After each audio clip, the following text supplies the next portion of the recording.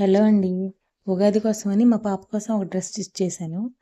అది మీతో షేర్ చేసుకోవాలనిపించి ఈ వీడియో తీశాననమాట. దానికోసమని నేను 5 మీటర్స్ ఏమో ఆర్గాన్జా క్లాత్ తీసుకున్నాను. 1 మీటర్ నెట్ క్లాత్ తీసుకున్నాను. దానికి లైనింగ్ కోసం సాటిన్ ఒక 4 మీటర్స్, క్రేప్ 2 మీటర్స్ తీసుకున్నాను. ఈ video dress cutting and stitching video మాత్రం కాదు. జస్ట్ అక్కడక్కడ మీకోసం కొంచెం చిన్న చిన్న క్లిప్స్, మీకు ఉపయోగపడే టిప్స్ ఉంటాయి. నార్మల్‌గా మనం నెక్ రివర్స్ చేసుకునేటప్పుడు స్క్వేర్ నెక్ గానీ, రౌండ్ నెక్ గానీ ఎలా రివర్స్ చేసుకోవాలి, అలాంటి చిన్న చిన్న టిప్స్ ఇందులో మీరు చూడొచ్చు.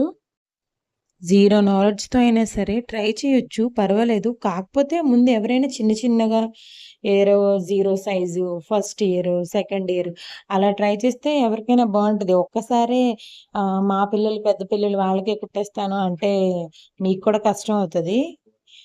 కాబట్టి ఏదైనా చిన్న చిన్నగా మొదలుపెడితేనే అది కొంచెం గ్రో అవుతదని నా ఫీలింగ్ అది.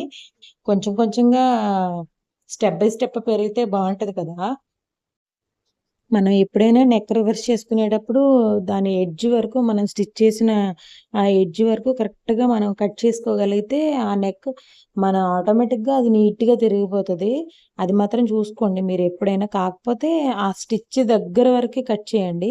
కొంచెం ఎక్స్‌ట్రా అటు ఇటు అయినా మళ్ళీ కష్టం అవుతది. నేను మా పాపకి ఫుల్ హ్యాండ్స్ పెట్టి స్టిచ్ చేశాను. దానికి లోపల లైనింగ్ ఏం వేయలేదు కానీ, కొంచెం స్ట్రాంగ్‌గా ఉండటం కోసం ప్లెయిన్ నెట్ ఫ్యాబ్రిక్ తీసుకొని, లోపల ఫుల్ హ్యాండ్స్ కదా! దానికి లైనింగ్ వేశాను. మనకి చూడటానికి నీట్‌గా కనిపిస్తది. తనకు కూడా గుచ్చుకోకుండా ఉంటది కదా! దానికోసమని అలా చేశాననమాట.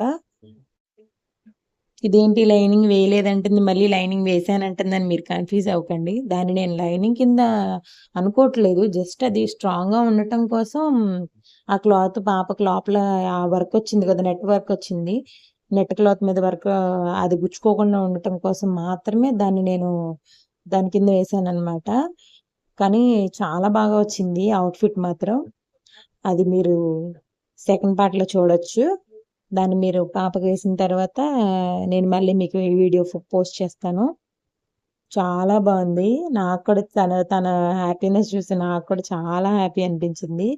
మీరు కూడా ఇలా ట్రై చేస్తూ ఉంటే బావుంటది. ఎందుకంటే మన పిల్లలు మనం వేసుకునేయి, మనం కుట్టినవి వేసుకుంటే అసల ఆ వచ్చే ఆనందం వేరే లెవెల్‌లో ఉంటది ఖచ్చితంగాను.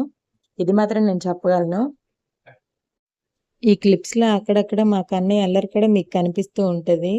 మా పూరితల్లి ఆనందం కనిపిస్తది. ఇందులో చాలా ఎమోషన్స్ ఉన్నాయి నాకు తెలిసినంత వరకు. హ్మ్.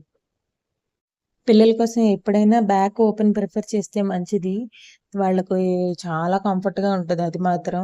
జిప్ గానీ, హుక్స్‌లు గానీ అలా ఏదైనా పెడితే కొంచెం వాళ్ళు వేయటానికి, తీయటానికి చాలా కంఫర్ట్‌గా ఉంటది. ఈ క్లాత్‌కి అక్కడక్కడ స్టోన్స్ వచ్చాయి. అవన్నీ నేను జాగ్రత్తగా తీసుకుంటూ స్టిచ్ చేసుకునేసరికి చాలా టైం పట్టింది. దీనికి లెహెంగా కోసం నేనేం చేశానంటే, నార్మల్‌గా 2 లేయర్స్ అయిపోతాయి కదా! మనం అంబ్రెల్లా కటింగ్ చేసేటప్పుడు.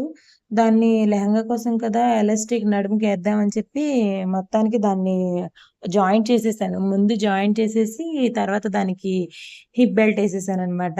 చూసారా మా కన్నయ్య అల్లరి. మధ్యలో వచ్చి కూర్చుని పోతాడు. దేనికైనా సరే వాడు లేకుండా ఏ పని చేయనివ్వడు. అన్నిట్లో నేనే ఉన్నానంటాడసలు ముందు. వాడితోనే టైం అయిపోతూ ఉంటదసలు. ఏ పని చేయనివ్వడు. పిల్లల ఇళ్ళల్లో అలాగే ఉంటది కదా! 90% అలాగే ఉంటది. ఒక్కళ్ళే సింగిల్‌గా చేసుకోవాలంటే చాలా కష్టంగా ఉంటది కదా! వాడు నేను చేసే పని నేను చేస్తుంటాను. వాడు చేసే పని వాడు చేస్తూనే ఉంటాడు. మళ్ళీ కన్నయ్య అల్లరితో నెక్స్ట్ వీడియోలో కలుద్దాం. Bye bye. చూసారా మా పూరి తల్లిని? Bye bye.